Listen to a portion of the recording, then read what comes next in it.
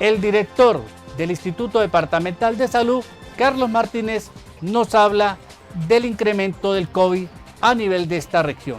Aquí lo tenemos en Metro Noticias. Nosotros venimos preocupados efectivamente por el incremento en los nuevos casos que se vienen presentando en la ciudad de Cúcuta, su área metropolitana y el departamento de Norte de Santander. Recordemos que las cifras ya no se establecen de manera diaria, sino que los reportes los estamos dando por solicitud del Ministerio de Salud y Protección Social. Cada 8 días, el último informe arrojó una cifra que superaba los 450 nuevos casos, lo que quiere decir que semanalmente estamos creciendo alrededor entre 145 a 150 nuevos casos de afectación. Y básicamente obedece, y yo lo tengo que expresar así, a la irresponsabilidad de la población en no acatar las medidas de autocuidado, en no acatar las medidas de autoprotección. Observamos un relajamiento total de los cucuteños y norte-santanderianos. Vemos cómo en el transporte público terrestre hacen uso de él sin tener las barreras de protección, como es el tapaboca, porque indudablemente también ha existido una confusión con el fin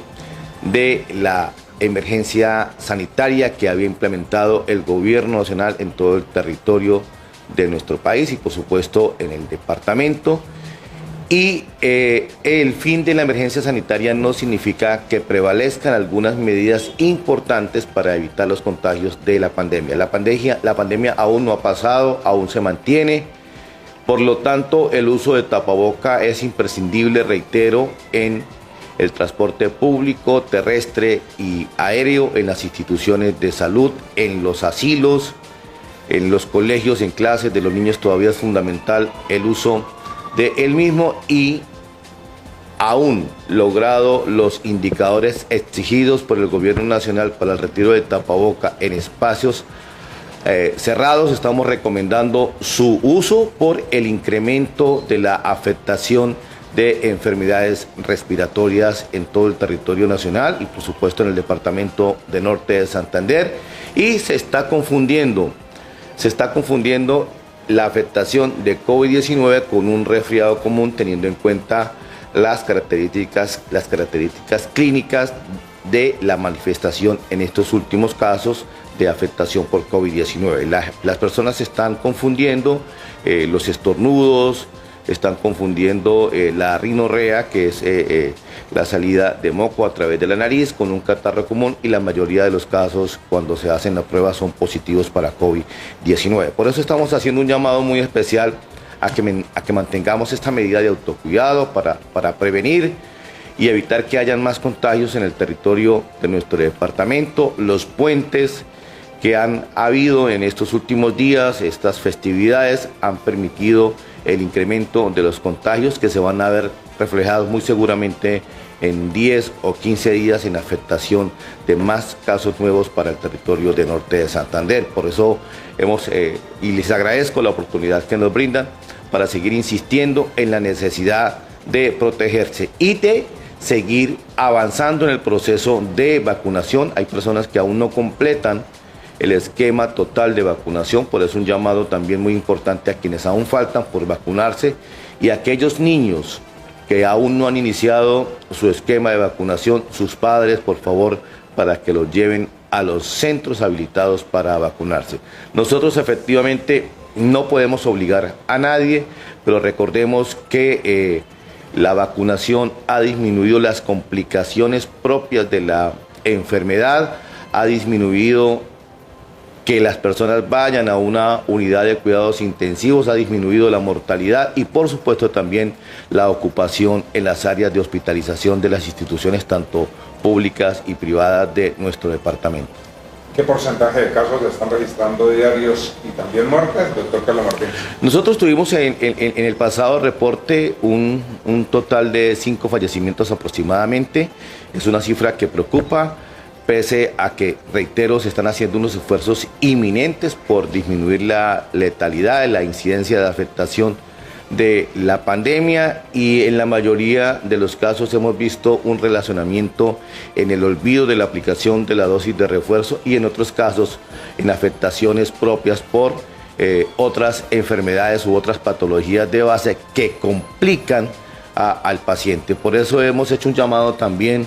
en la mesa hoy, que hacemos de manera semanal para evaluar el proceso de vacunación y de afectación a la demanda inducida por parte de las empresas administradoras de planes y beneficios, sobre todo a esa población adulta mayor de 50 años, para que avancen en el proceso de vacunación de la dosis de refuerzo. Y de la misma manera estamos incitando a los señores alcaldes de cada uno de los municipios a seguir reforzando y tomando todas las medidas en materia de vigilancia en salud pública y epidemiológica para evitar que haya mucho más contagios entre su población. Doctor, ¿qué otras enfermedades hay que Norte de Santander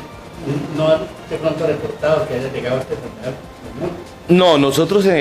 afortunadamente en Norte de Santander, por supuesto, mantenemos las alertas en materia de sanidad portuaria. No ha sido reportado para Norte de Santander por ahora ningún caso de viruela símica. El reporte que ha hecho el Gobierno Nacional es de afectación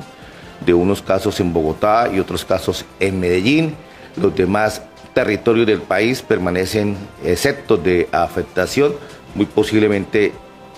pueden haber casos que no hayan sido reportados, pero nosotros en el departamento de Norte de Santander,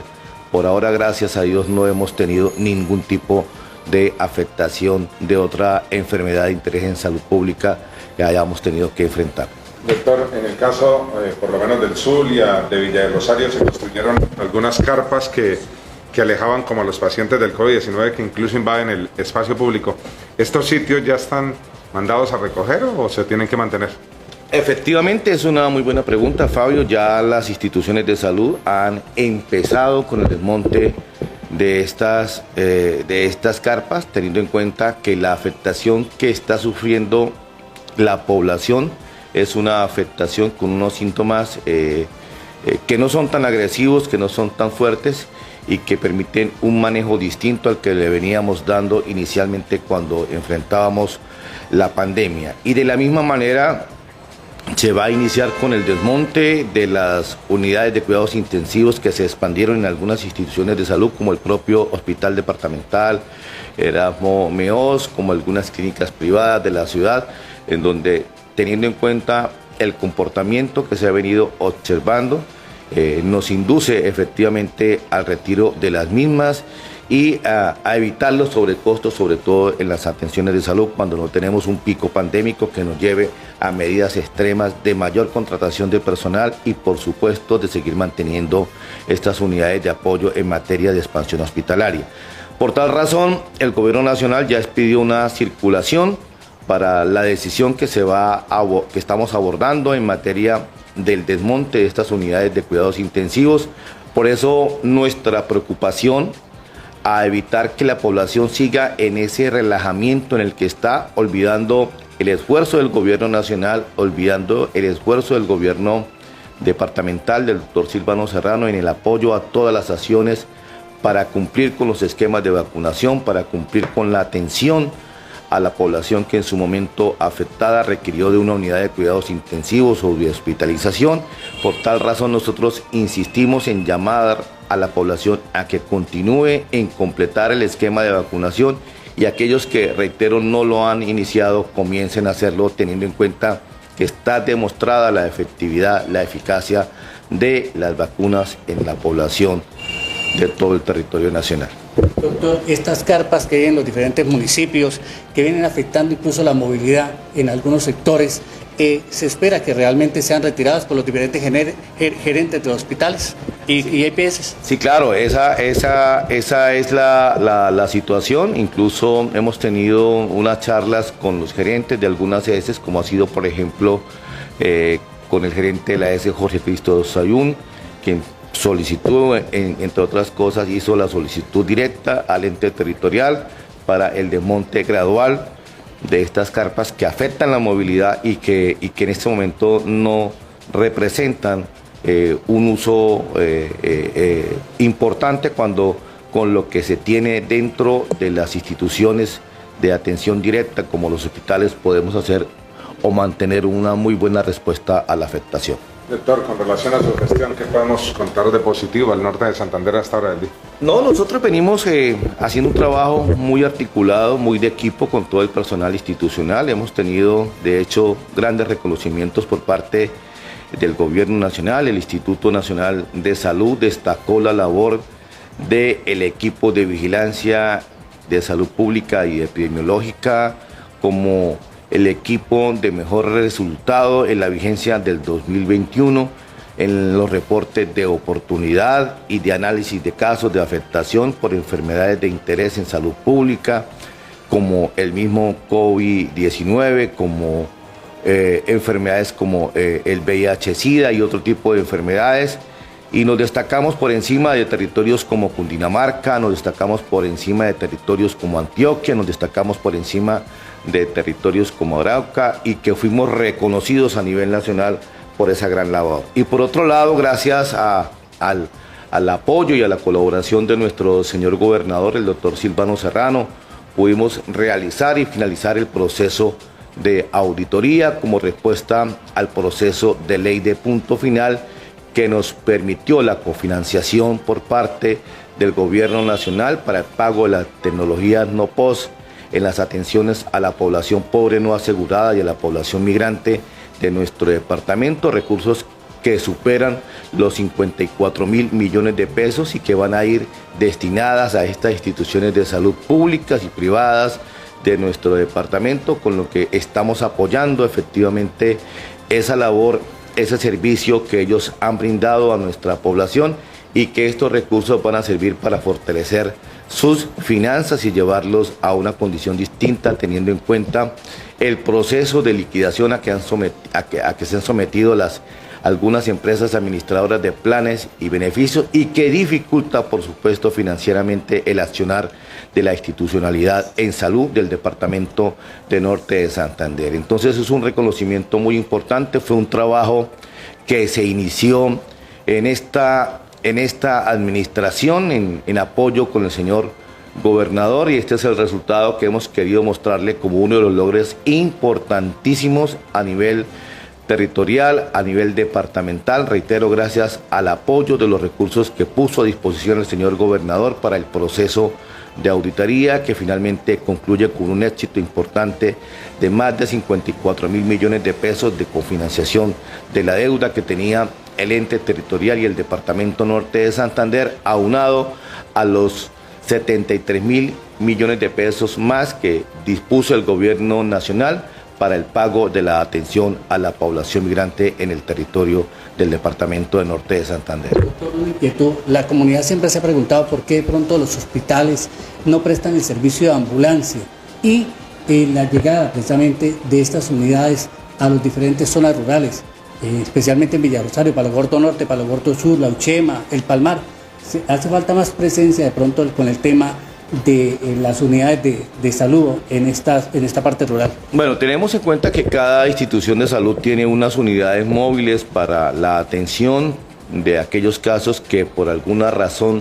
de urgencia requieren un traslado inmediato al centro asistencial más cercano, llámese un puesto de salud para brindar las medidas de atención iniciales de urgencias o por su complicación ser trasladados a un hospital. Pero toda nuestra red pública hospitalaria cuenta con unidades básicas móviles para la atención y traslado de pacientes de manera importante. Yo pienso que es revisar y evaluar qué está sucediendo cuando ocurre algún hecho imprevisto que efectivamente requiere el traslado de un paciente a cualquiera de estas instituciones. Puede ser que estén ocupadas en otro tipo de traslado dentro de su propio territorio o en alguna referencia de algún caso a cualquiera de nuestras instituciones públicas o privadas de mayor complejidad, pero es un caso que llama la atención y que por supuesto tendríamos que revisar qué está sucediendo, por qué la inoportunidad de pronto en la atención para acudir a un paciente que por su condición requiere ser trasladado en una unidad de transporte asistencial básico o por su complejidad, algunas cuentan con transporte asistencial medicalizado para ser transportado a un nivel mayor de complejidad.